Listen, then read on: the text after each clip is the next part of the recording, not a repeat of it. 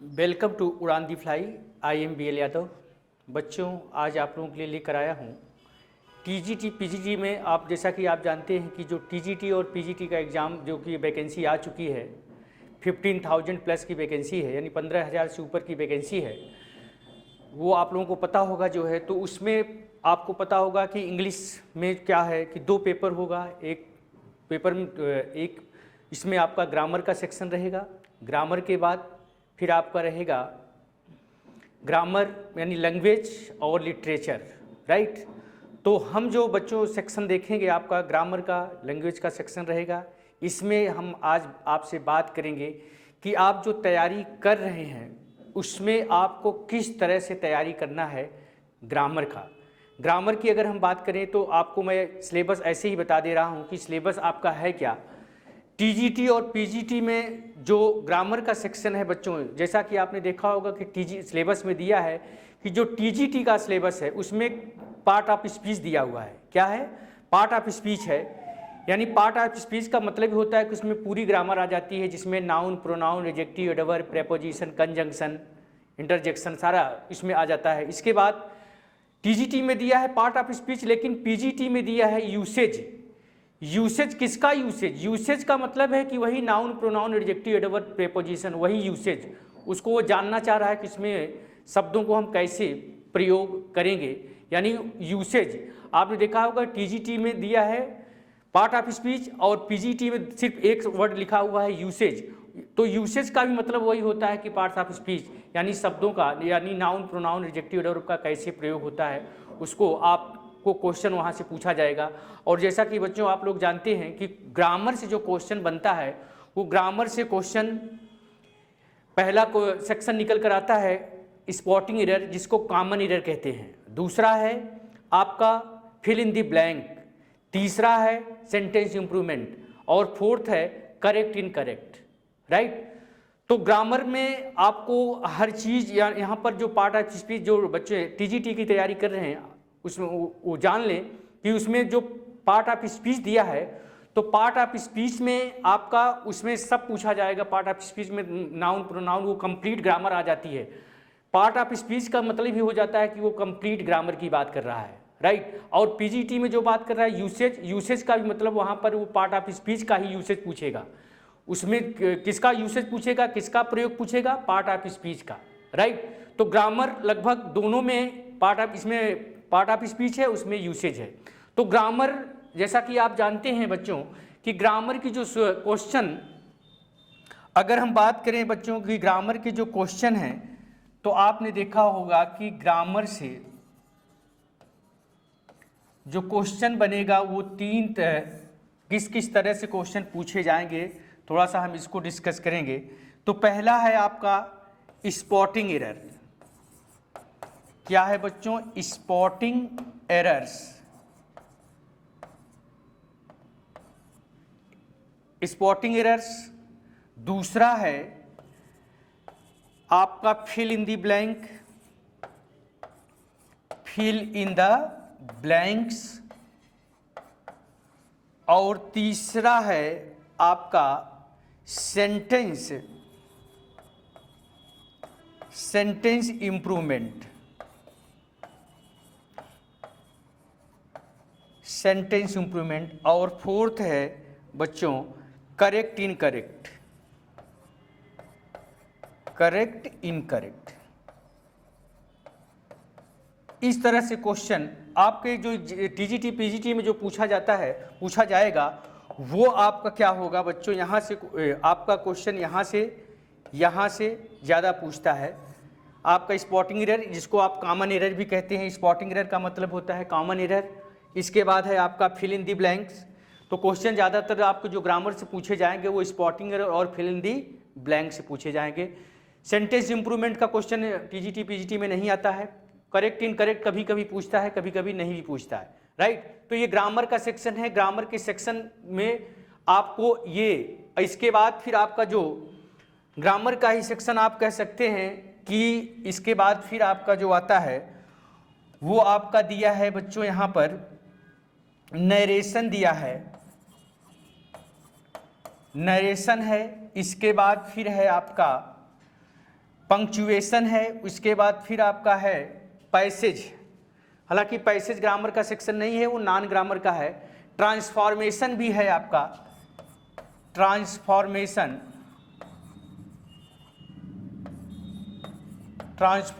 है बच्चों, और एक पंक्चुएशन है।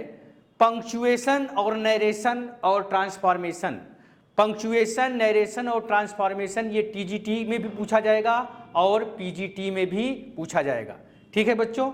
इसके बाद नॉन ग्रामर का जो सेक्शन है बच्चों, नॉन ग्रामर के सेक्शन में आपका क्या है, नॉन ग्रामर में हमने देखा है कि दो चीज़ें आ रही हैं। एक तो है उसमें पैसेज, एक है आपका क्या है बच्चों, पैसेज है, और दूसरा है वकैब यानी वर्ड पावर, राइट।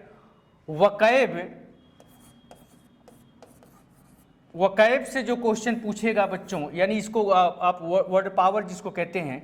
अब वकैब में यानी आप कह सकते हैं कि ये जो वर्ड पावर का सेक्शन होगा बच्चों, वर्ड पावर का सेक्शन से जो क्वेश्चन पूछता है वो इस तरह से पूछता है। आप कह सकते हैं कि एंटोनिम्स, इसके बाद है आपका सिनोनिम्स, इसके बाद है आपका इडियम्स एंड फ्रेजेज,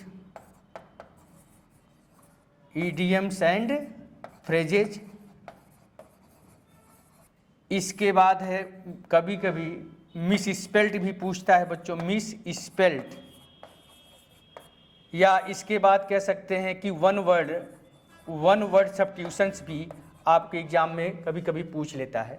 ज़्यादातर वर्ड पावर से जो क्वेश्चन बनते हैं आपके वो एंटोनिम्स का बनेगा, सिनोनिम्स बनेगा, इडियम्स एंड फ्रेजेज, ये वर्ड पावर से ज़्यादा चीज़ें यहाँ से पूछी जाती हैं टीजीटी में भी और पीजीटी में भी, राइट। तो आइए हम ग्रामर का एक छोटा सा सेक्शन लेते हैं कि ग्रामर में कंसेप्ट। देखिए ग्रामर को आप जैसे आपने एकेडमिक लेवल पर पढ़ा है उससे आपको अब थोड़ा सा हट कर भी पढ़ना पड़ेगा, क्योंकि अब आप कंपटीशन देने जा रहे हैं तो आपको अपना लेवल बढ़ाना पड़ेगा। लेवल का मतलब ये होता है बच्चों कि जैसे अगर हम जब ग्रामर की बात करेंगे और ग्रामर में हमने मान लीजिए कि हम शुरू करते हैं नाउन, राइट। तो नाउन जैसा कि आप जानते हैं कि नाउन क्या है, noun is the name of person, place or thing, या naming words are called noun, right, या the name of universal and neither object seen और अनसीन इज कॉल्ड नाउन।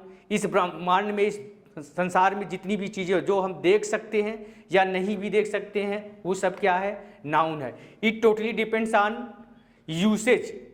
शब्दों का फंक्शन बच्चों जानना बहुत ज़रूरी हो जाता है। जैसे मान लीजिए कि अगर आप कोई वर्ड लेते हो, सपोज करिए कि हमने एक वर्ड लिया वाटर, हमने क्या लिया, वाटर लिया, ठीक है, और दूसरा वर्ड लिया हमने लाइक, ठीक है।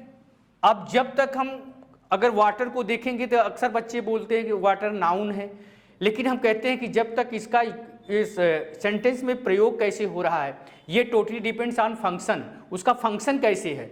जैसे आप देखिए कंटेक्स्ट के अकॉर्डिंग पता चलेगा कंटेक्स्ट में कैसे वो यूज हो रहा है। जैसे अगर हम वाटर की बात करें तो वाटर अगर हम यूज करें कि हमने बोला take some water, right, take some water, फिर हमने बोला water the plant, water the plants, right. इसके बाद फिर हमने बोला कि आई सा अ वाटर बर्ड, राइट। अब यहाँ पर देखिए वाटर को हम तीन तरीके से यूज किया है हमने। वाटर यहाँ पर देखिए आई टेक सम वाटर, यहाँ पर वाटर हमारा जो है वो क्या है, नाउन है, राइट। यहाँ पर वाटर क्या है बच्चों, यहाँ पर नाउन है, लेकिन यहाँ पर जो वाटर है ये क्या है, यहाँ पर वर्ब है, और यहाँ पर जो वाटर है वो हमारा क्या है, एडजेक्टिव है, क्योंकि ये नाउन को क्या कर रहा है, नाउन को मॉडिफाई कर रहा है, ठीक है। तो मेरे कहने का मतलब बच्चों अकॉर्डिंग टू कॉन्टेक्स्ट पता चल पाता है कि शब्दों का फंक्शन कैसे, शब्द कैसे यूज हुआ है। यहाँ पर देखिए टेक सम वाटर, यहाँ पर वाटर हमारा नाउन का फंक्शन कर रहा है, लेकिन यहाँ पर वाटर हमारा वर्ब का फंक्शन कर रहा है, और यहाँ पर वाटर हमारा एडजेक्टिव का फंक्शन कर रहा है। ठीक है, इसी तरह लाइक है, अगर अक्सर बच्चे बोलते हैं कि लाइक क्या है, लाइक वर्ब है, लेकिन हम कहते हैं कि पहले इसको प्रयोग करो, ये शब्द में कैसे प्रयोग हो रहा है, इट डिपेंड्स अपॉन कॉन्टेक्स्ट। अगर हम बोले, जैसे अब देखिए लाइक, हमने बोला कि he likes me, he likes me, फिर हमने बोला ही प्लेज लाइक मी, फिर हमने बोला I had 500 likes on my post, right. अब यहाँ पर देखिए, अब यहाँ पर लाइक हमारा क्या है, यहाँ पर लाइक वर्ब है, लेकिन यहाँ पर लाइक हमारा क्या है, प्रेपोजिशन हो गया, और यहाँ पर लाइक हमारा क्या हो गया बच्चों, नाउन हो गया।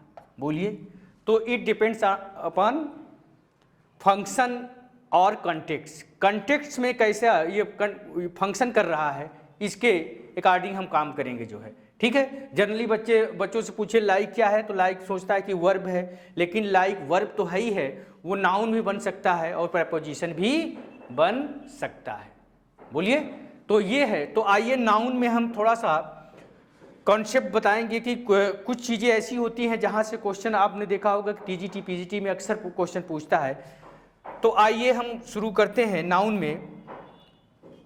तो नाउन में सबसे पहले हम बात करेंगे काउंटेबल और अनकाउंटेबल की बात करेंगे बच्चों। किसकी बात करेंगे, काउंटेबल और अनकाउंटेबल नाउन की बात करेंगे।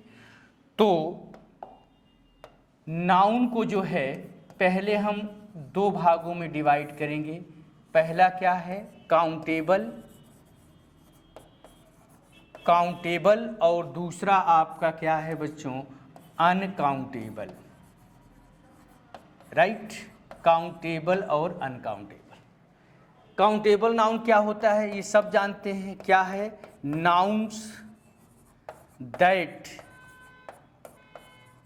Can be counted are called countable noun. Countable noun, ये क्या है, ये है nouns that can not be counted, nouns that can not be counted are called uncountable noun. Uncountable noun, ठीक है। यहाँ पर बच्चों जैसे अगर हम एग्जाम्पल की बात करें तो एग्जाम्पल में जैसे बॉय है, बुक है, कार है, ये सब क्या है, काउंटेबल है। लेकिन यहाँ पर अगर हम बोले अनकाउंटेबल में क्या है, अगर हमने बोला वाटर, बोलिए मिल्क, ऑयल, ये हमारा अनकाउंटेबल नाउन है, राइट। और काउंटेबल अनकाउंटेबल में क्या होता है बच्चों, काउंटेबल नाउन के पहले हम जनरली आर्टिकल्स का प्रयोग भी करते हैं और काउंटेबल नाउन को हम सिंगुलर से प्लूरल भी बना सकते हैं। तो काउंटेबल नाउन की क्या प्रॉपर्टी होती है कि काउंटेबल नाउन के पहले जनरली आर्टिकल्स का प्रयोग किया जाता है। तो इसमें थोड़ा सा आइए इसके अब कंसेप्ट को सीखिए कि कहाँ से क्वेश्चन किस तरह से बनेगा। तो काउंटेबल और अनकाउंटेबल, अब यहाँ पर आइए थोड़ा सा इसका कंसेप्ट समझने की कोशिश करें कि काउंटेबल नाउन में क्या होता है। अब यहाँ पर देखिए जो आपके एग्जाम में क्वेश्चन बनेगा, मेनी एंड मच से क्वेश्चन अक्सर पूछता है, मेनी एंड मच, ठीक है। यहाँ पर देखिए मेनी जो है बच्चों हमेशा, मेनी हमेशा क्या लेता है, काउंटेबल नाउन, लेकिन मच हमेशा क्या लेता है, वो अनकाउंटेबल नाउन लेता है। ये कंसेप्ट जानिए। मेनी क्या लेगा बच्चों, मेनी के साथ काउंटेबल नाउन आता है, लेकिन मच के साथ अनकाउंटेबल नाउन। जैसे मेनी, अब मेनी बोलोगे तो क्या बोलोगे, बॉयज बोलिए, सही है। और अगर मच बोलोगे तो मच बोलोगे तो क्या बोलोगे, वाटर, ये सही है। लेकिन मच बॉयज अगर बोलोगे तो ये भी गलत हो जाएगा। लेकिन अगर मेनी वाटर बोलोगे तो ये भी क्या हो जाएगा, गलत हो जाएगा। यानी कहने का मतलब मेनी हमेशा क्या लेता है, काउंटेबल नाउन, और मच क्या लेता है, अनकाउंटेबल नाउन। ये ध्यान रखिएगा बच्चों, मेनी के साथ काउंटेबल नाउन और मच के साथ अनकाउंटेबल नाउन, राइट। और यहाँ पर एक चीज़ और ध्यान रखिएगा, यहाँ पर एक नोट जरूर लिख लीजिएगा। नोट में क्या है कि uncountable noun always takes singular verb. Singular verb ये हमेशा क्या लेता है बच्चों, सिंगुलर वर्ब लेता है, जब ये किसी भी सेंटेंस में सब्जेक्ट का काम करता है तब। अब देखिए, आइए इस पर हम क्वेश्चन दिखाते हैं कि मेनी एंड मच पर क्वेश्चन कैसे आपके एग्जाम में पूछे गए हैं। ठीक है, तो आइए देखते हैं, कुछ क्वेश्चन को हम लेते हैं कि टीजीटी पीजीटी में कैसे क्वेश्चन यहाँ से पूछे गए हैं। और ध्यान रखिएगा, अनकाउंटेबल नाउन जब किसी सेंटेंस में सब्जेक्ट का काम करता है तो उसके साथ हमेशा सिंगुलर वर्ब का प्रयोग होता है बच्चों, ये ध्यान रखिएगा। ठीक है, आइए देखते हैं कुछ क्वेश्चन को। अब हमने लिया पहला क्वेश्चन, पहला सेंटेंस लिया, how much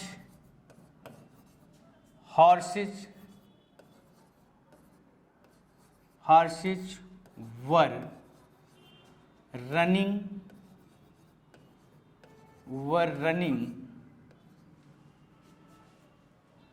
there in the last race. इसके बाद लिखा है no error. Option A, option B, option C, option D. दूसरा क्वेश्चन इस तरह से है बच्चों, मच वाटर हैव फ्लोड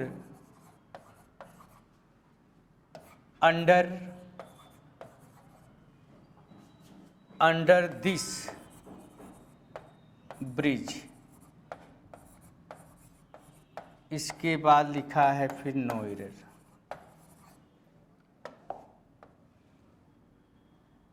ये आपका option A, option B, option C. ये स्पॉटिंग एरर में बच्चों इस तरह से क्वेश्चन आते हैं जिसको कॉमन एरर भी कहते हैं, राइट। तीसरा क्वेश्चन इस तरह से है, तीसरा क्वेश्चन इस तरह से है, रवि हैज 2 elephants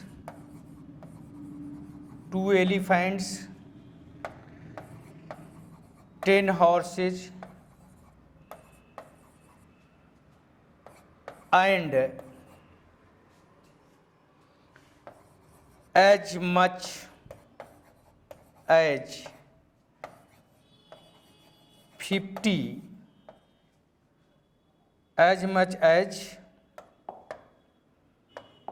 50 cars। इसके बाद लिखा है फिर डी ऑप्शन आपका नो एरर। ठीक है, option A, option B, C and D. ठीक है बच्चों, अभी जो हमने मेनी और मच का कंसेप्ट बताया, इस पर हमने 3 क्वेश्चन दिया हुआ है बच्चों, आप लोग देख सकते हैं। क्वेश्चन बहुत हार्ड नहीं है, मेनी और मच पर ऐसे क्वेश्चन बना देता है अक्सर। ठीक है, तो देखिए पहला क्वेश्चन क्या कह रहा है, how much horses were running there in the last race.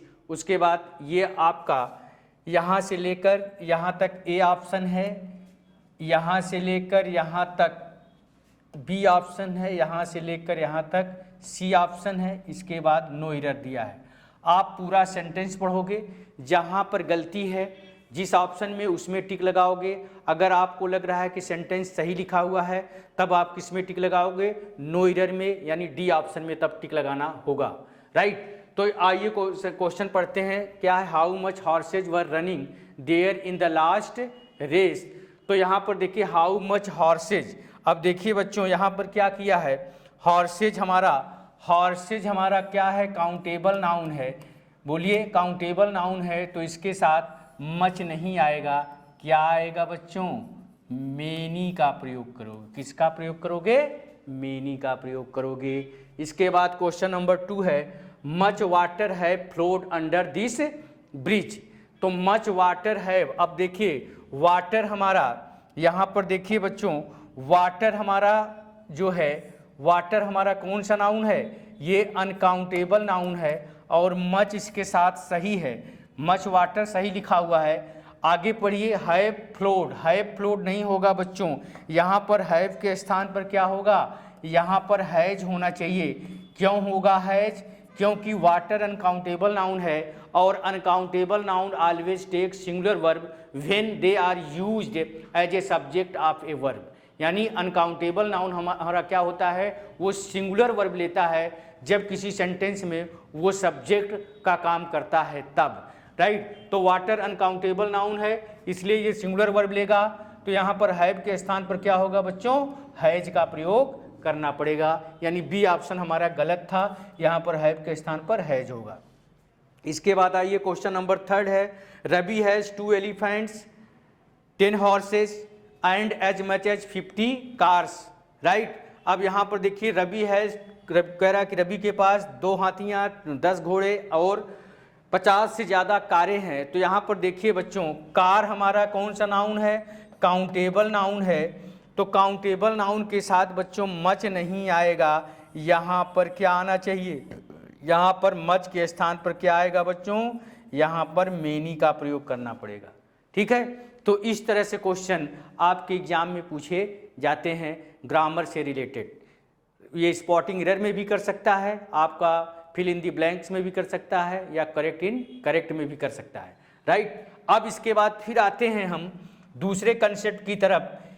अभी ये कंसेप्ट खत्म नहीं हुआ है, अब आइए फिर हेडिंग डालिए कि many noun and verb, noun and verb. Many के बाद हमारा नाउन कैसा होगा और हमारी वर्ब कैसी होगी, right.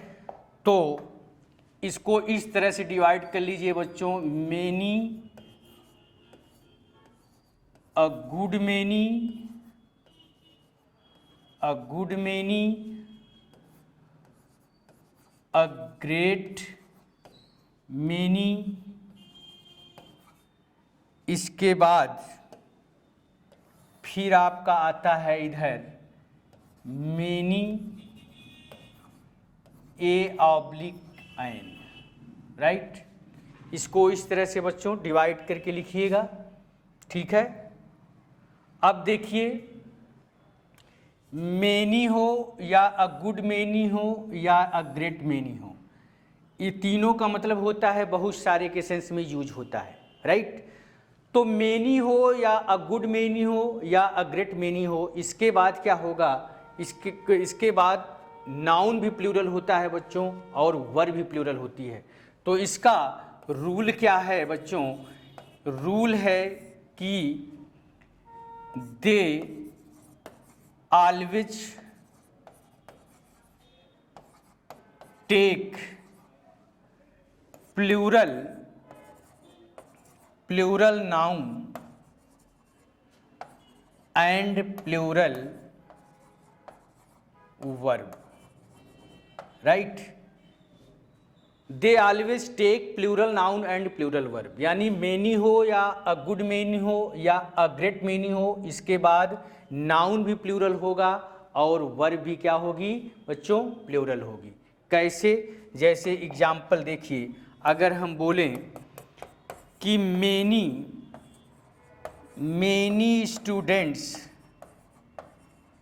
many students have asked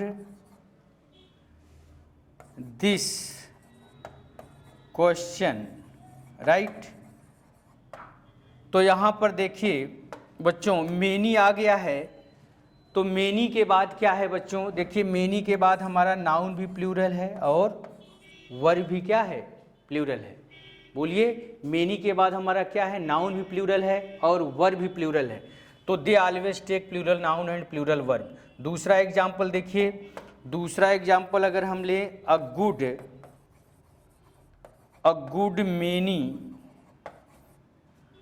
good many girls are helping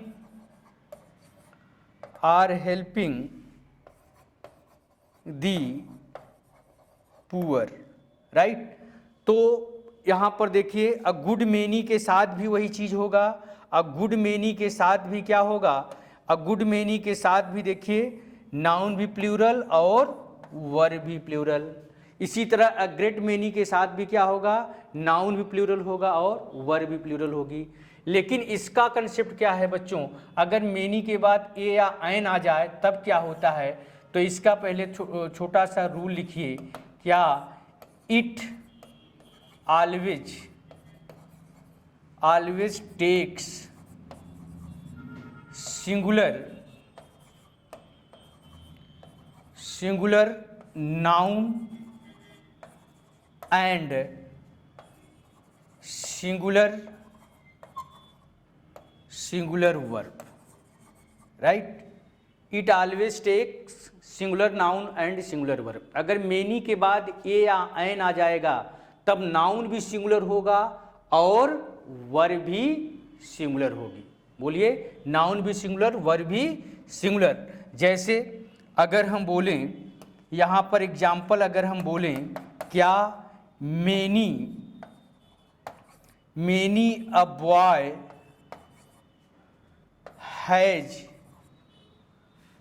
gone to Delhi, right. अब देखिए बच्चों यहाँ पर क्या आ गया, आप देखिए यहाँ पर आ गया आपका मेनी के बाद ए आ गया, तो मेनी एक अगर आएगा बच्चों तो इसके बाद नाउन भी सिंगुलर होगा और वर्ब भी सिंगुलर हो जाएगी, ठीक है। एन का प्रयोग कैसे होगा, दूसरा एग्जाम्पल देखिए, अगर हम बोलें कि many an ink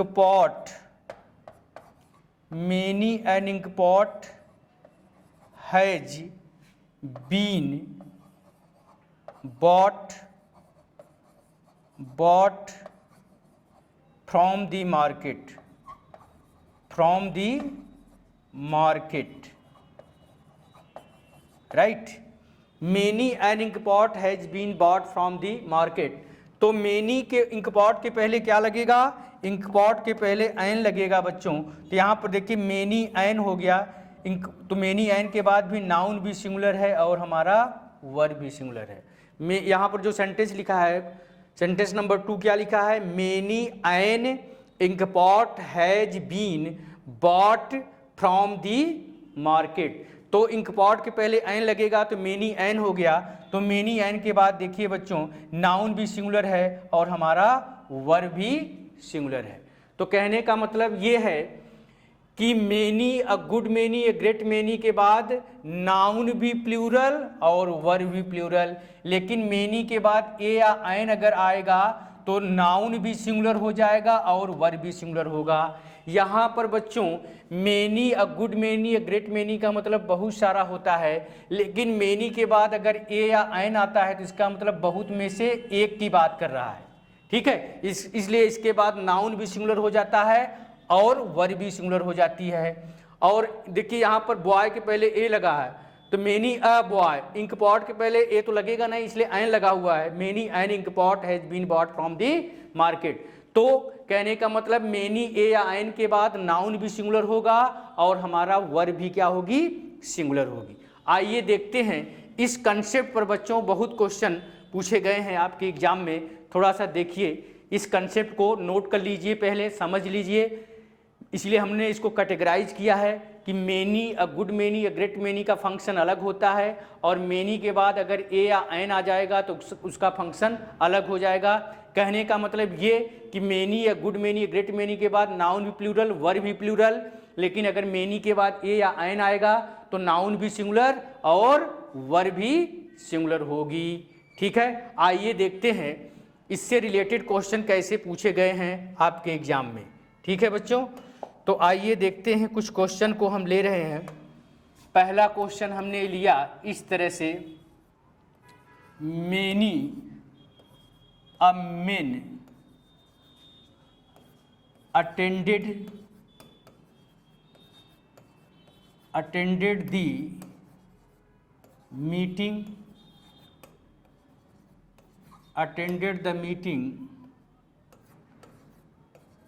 last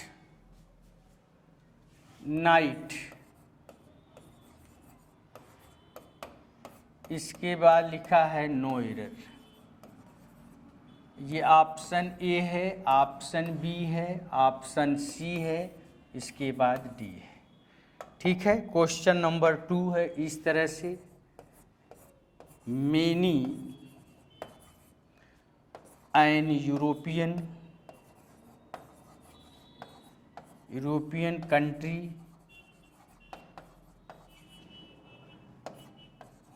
is passing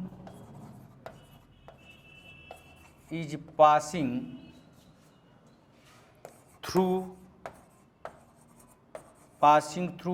a bad phase। इसके बाद डी ऑप्शन लिखा है बच्चों नो एरर। ठीक है, ये ऑप्शन ए है, ऑप्शन बी है, option C and option D है।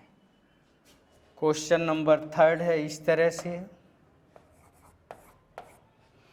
क्वेश्चन नंबर 3 क्या कह रहा है, मेनी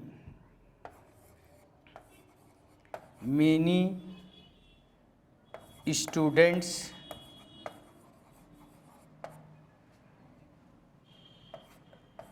have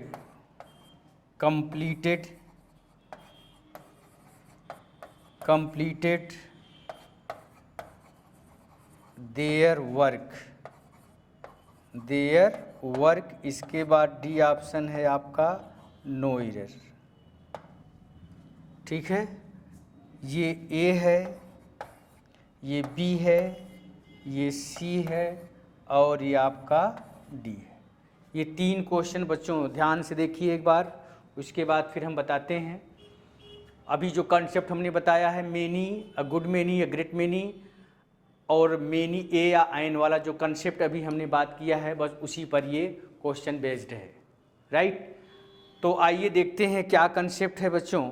यहाँ पर देखिए, मेनी ए आया हुआ है, तो जैसा कि आप जानते हैं कि मेनी ए के बाद पहली बात तो नाउन भी सिंगुलर होना चाहिए और वर्ब भी सिंगुलर होनी चाहिए। तो मेनी ए के बाद मेन लिखा है, तो यहाँ पर मेन नहीं होगा, क्या होगा बच्चों, मैन होगा, यानी ए ऑप्शन हमारा गलत है। और वर्ब हमारी सेकंड फॉर्म में प्रयोग हुई है, अटेंडेड। ये वर्ब हमारी सेकंड फॉर्म में लिखी हुई है बच्चों, अटेंडेड, इसलिए इस पर कोई प्रभाव नहीं पड़ेगा सिंगुलर प्लूरल का। राइट, तो ए ऑप्शन हमारा गलत है। अब आइए क्वेश्चन नंबर 2 कह रहा है many an European countries passing through a bad phase. Right, तो यहाँ पर देखिए many an European country, European बच्चों, यूरोपियन के पहले, यूरोपियन यूनिवर्सिटी के पहले एन का प्रयोग नहीं होता, क्योंकि इसका प्रोनाउंसिएशन, उच्चारण यू का आता है, इसलिए यहाँ पर एन नहीं लगेगा बच्चों, ये गलत है। यहाँ पर क्या आना चाहिए, मेनी अ यूरोपियन होना चाहिए। क्या होना चाहिए, यूरोपियन के पहले ए लगेगा, एन का प्रयोग नहीं होता है। मेनी